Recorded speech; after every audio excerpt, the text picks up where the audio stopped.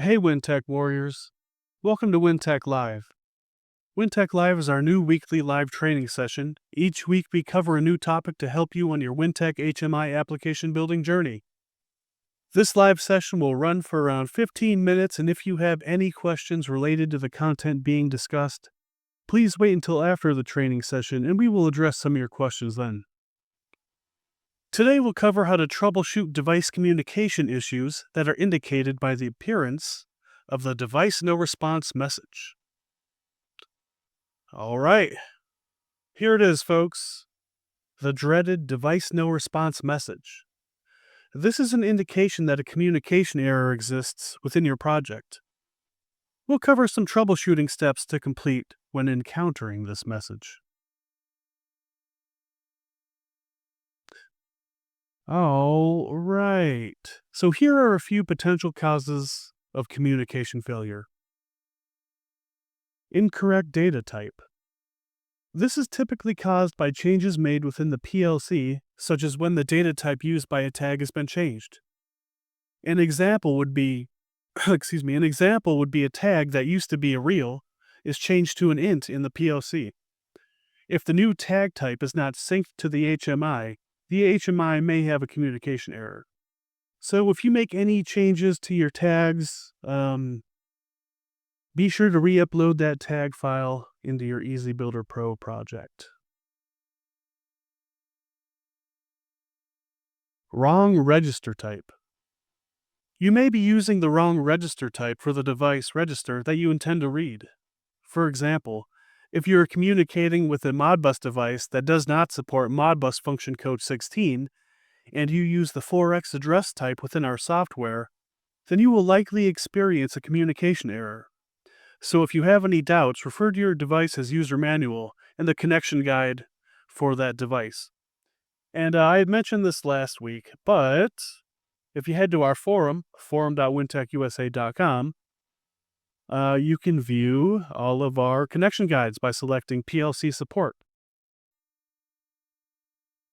And here we have a nice list of guides.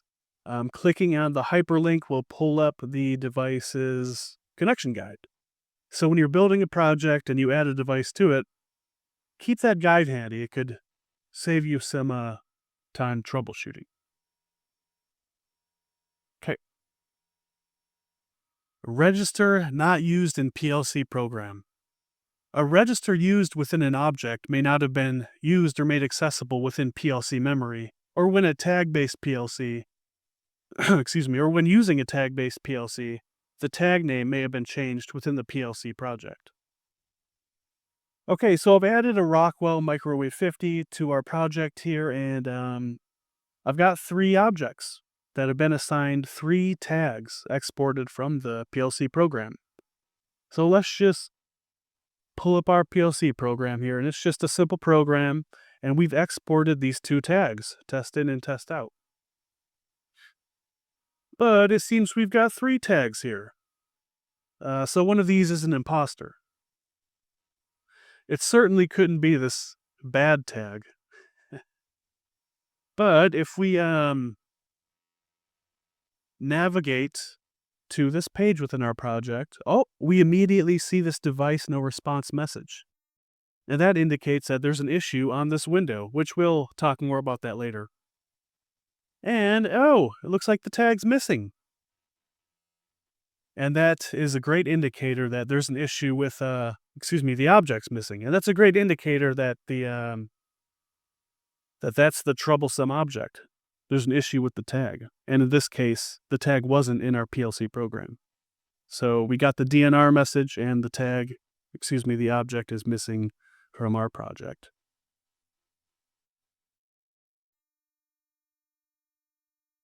Faulty cabling or network equipment.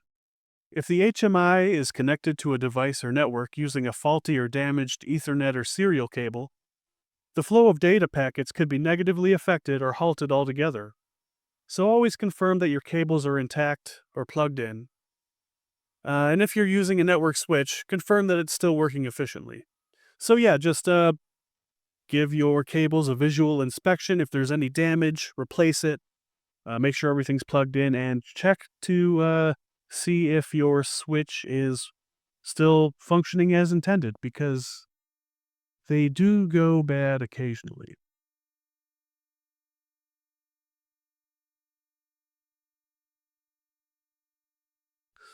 Invalid network connection. If you're attempting to communicate with a device via Ethernet, it's possible that the device's IP address was set incorrectly in your EasyBuilder Pro project. Or you could potentially have devices assigned IP addresses on different subnets, which would cause issues in communication. Also, make sure that the IP address assigned to both of the HMI's LAN ports are on separate subnets, or communications could occur. So yeah, even if there's nothing plugged into that LAN port, assign it an IP address that's on a separate subnet from the other LAN port. And here I've got a couple of screenshots here. The first is from our EasyBuilder Pro project, the device settings. We have our PLC's IP address. And below that, I have a screenshot from our PLC software, in this case, Connected Components Workbench. And it has our PLC's IP address. And they don't match, so that's an issue. They will not be able to establish communication. They won't be able to communicate. So, what we have to do is just update the IP address in our program to match the actual IP address of our PLC.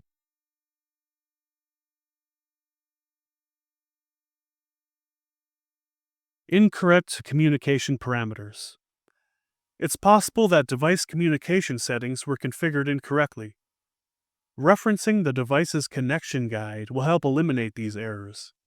We recommend setting all optional communication settings to their default values while troubleshooting the DNR message. These options should only be changed if absolutely necessary. And what I've got here are a couple of screenshots. The first was taken from a connection guide, the Rockwell Microwave 50s. And you'll see these recommended device settings within each connection guide. And below that, I have a snapshot from our EasyBuilder Pro project. And we do have a bit of a discrepancy here. The port numbers don't match up. So, we would have to change this port number to the recommended port number of 44A18. And as I said earlier, you want to keep these recommended settings within your project unless it's absolutely necessary to change them. And when troubleshooting, you should change all of the values in your HMI project to the recommended values.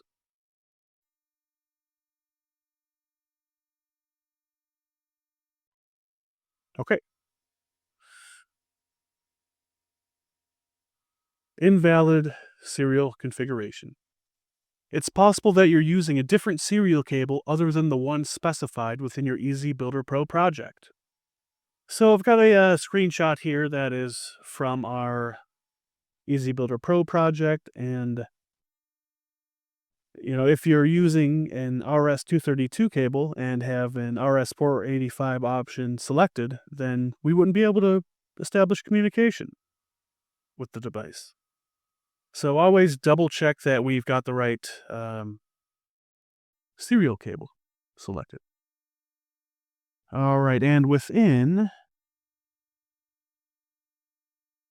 the connection guides, if you scroll down, if you're using a serial cable, if you scroll down to the bottom of the connection guide for that device, you'll have some pin assignment charts here. Click the link to see the serial cable pinout for your device.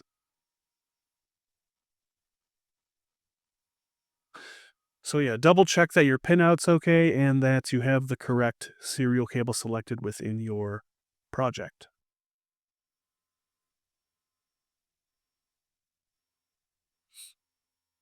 Okay. So if you're seeing the DNR message, device no response, on every window throughout your project, it's like the IP address or cable related. or possibly due to global objects like a macro PLC control event alarm object. Check first. You'll want to check that the COM settings are correct, and if the issue's still there, you can start removing these global objects within a copy of your project, of course, to help narrow down what may causing the issue. If the DNR message is IP address or cable related, you can most likely tell because often no data will be transferred and no objects within your project will display. So, like we saw earlier, we saw that one of our objects were missing because it had a tag assigned to it that was no longer within our PLC project. And also, like we saw earlier, if the DNR message is only shown on a specific window or windows, check to see if any objects on those windows are missing. If they are, the issue was likely caused by the tag or register mapped to the object. And we saw that earlier with our Micro 850 bad tag. Okay, so you're now prepared to start building your application with an EasyBuilder Pro. I'll now take a few minutes to answer some questions related to the information we've just covered.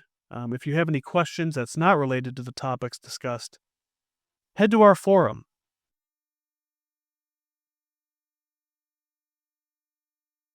At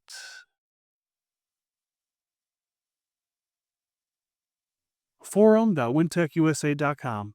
It's possible that someone else has had that same question and asked it, and either we've answered it or another member of the community have. And also, poke around our YouTube channel. We've got a whole mess of content on there, and there's always something in the works.